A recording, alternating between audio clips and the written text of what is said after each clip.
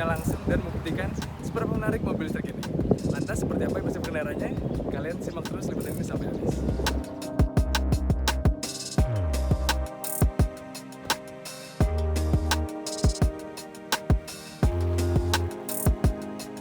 Kali ini kita dapat kesempatan untuk mencoba Hyundai Ioniq 5 trim tertinggi atau tipe tertinggi, yaitu long range yang signature.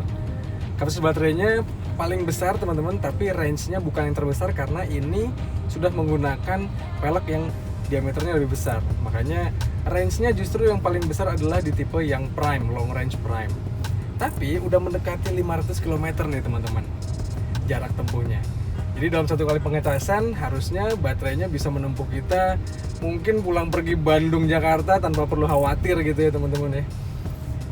Nah teman-teman, ini juga kencan pertama kita bersama Hyundai Ioniq 5. Jadi ini bukan sesi yang layaknya auto test, jadi pengecasannya lengkap. Tapi ini adalah impresi berkendara awal kita bersama mobil listrik paling fenomenal dari Hyundai saat ini.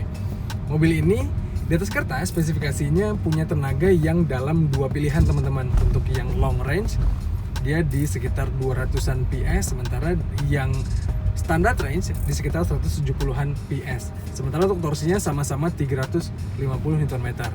Dan tenaga servo torsinya ini yang instan keluar sejak kita pertama kali nginjek pedal gasnya teman-teman, pastinya khasnya mobil listrik ya.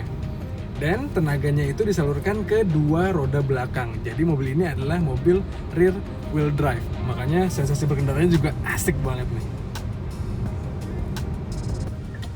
Nah teman-teman, saya udah pernah mencoba beberapa lini mobil listrik Hyundai, atau udah semuanya sebenarnya ya. Hyundai Ioniq udah pernah coba, Hyundai Kona elektrik pun udah pernah nyoba. Dan karakternya sebenarnya mirip-mirip, tapi ini lebih spesial lagi karena ini dibangun di atas platform yang eGMP atau platform yang khusus untuk mobil listriknya Hyundai. Makanya bantingannya ini terasa istimewa teman-teman. Jadi ini benar-benar layaknya dibangun sebagai mobil listrik. Suspensinya pun luar biasa. Barusan kita ngelewatin jalan berlubang, ke kabin rasanya nggak terlalu terguncang, padahal lubangnya cukup dalam teman-teman. Dan handlingnya pun sangat-sangat tajam nih. Jadi mobil ini sebenarnya mobil yang family oriented dan juga untuk masa depan gitu ya, tapi punya karakter berkendara yang sporty. Dan rasanya pun masih tetap nyaman, sporty dalam arti handlingnya, tapi suspensinya masih cukup memberikan redaman yang sangat baik. Jadi kalau kita bawa keluarga, bawa orang tua gitu ya, kabinnya selain akomodasinya luas pun guncangannya tidak terlalu terasa ke kabin. Jadi luar biasa baik teman-teman. Lalu teman-teman, dari segi fitur yang menarik adalah Hyundai Ioniq 5 ini udah dibekali dengan perangkat keselamatan berbasis radar yang disebut dengan Hyundai Smart Sense. Pastinya karena ini mobil yang trimnya tertinggi, which is yang paling mahal nantinya, akan paketnya lebih lengkap dibandingkan trim-trim lainnya. Hyundai Smart Sense ini udah membekali kita dengan perangkat yang membuat kita akan anti tabrak depan, tabrak belakang, terus juga bisa terjaga dalam satu lajur. Jadinya mobil ini paket komplit ya teman-teman. Nah teman-teman, terakhir kita ngomongin ada satu perbedaan yang rasanya cukup signifikan gitu ya dibandingkan dengan kemarin kita ngetes Kona elektrik. Mobil ini itu udah dibekali dengan ban yang dikhususkan untuk EV teman-teman, ban dari Michelin produsennya. Dan rasanya punya traksi yang lebih baik gitu ya terhadap aspal. Makanya kalau kita ganti ke mode yang sport, BTW mobil ini punya drive mode, ada 3 buah, layaknya Kona kemarin kita tes.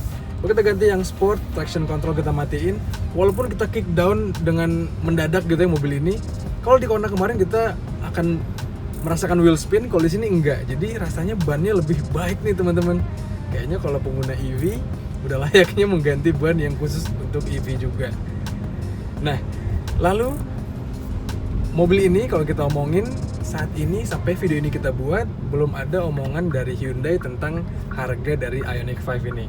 Tapi yang menarik dan menyenangkan adalah mobil ini udah diproduksi di Indonesia. Jadi Hyundai udah punya plan di Indonesia dan mobil ini Ioniq 5 akan menjadi mobil listrik buatan Indonesia. Tapi untuk harganya berapa? Ya kalau saya prediksi sih teman-teman, karena baterainya udah lebih luas, lebih besar kapasitasnya dibandingkan dengan Kona dan Ioniq, pastinya harganya pun akan di atas mereka. Harganya mungkin di kisaran 700 sampai 800 jutaan. Menurut kalian gimana?